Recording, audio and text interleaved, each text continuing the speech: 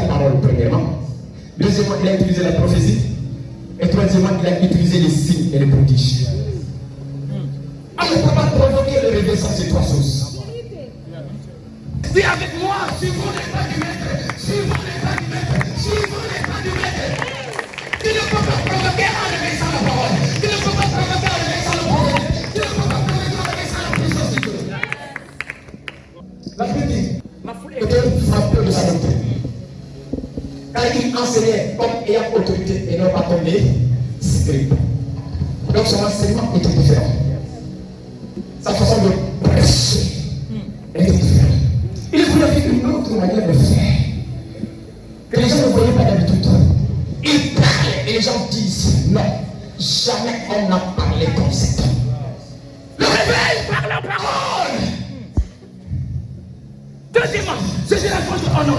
Ils ont peut-être appelé l'habitude. Voici un homme en qui il n'y a point de fraude. Vous me connaissez?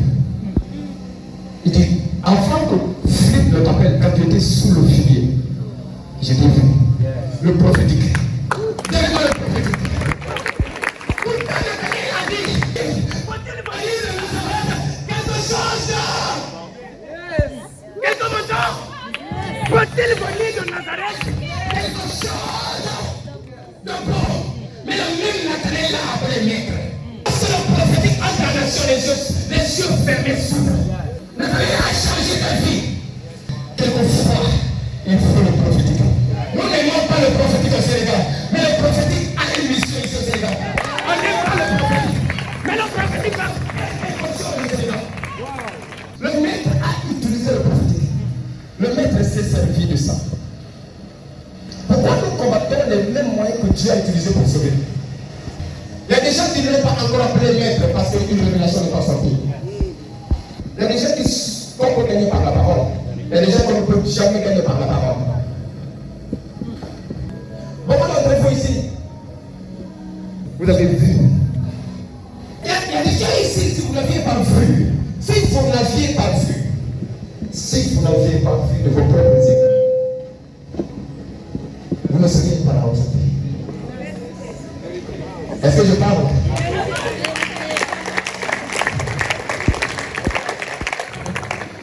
Les méthodes qui marchent, on ne les change pas. Mais si le maître les a utilisées, qui suis-je pour essayer autre chose? Qui suis-je pour passer à côté de moi? Je marche sur les pas du maître. Quand c'est le moment de prêcher, je prêche. Quand c'est le moment de prier dans le prophétique, j'entre dans la dimension prophétique.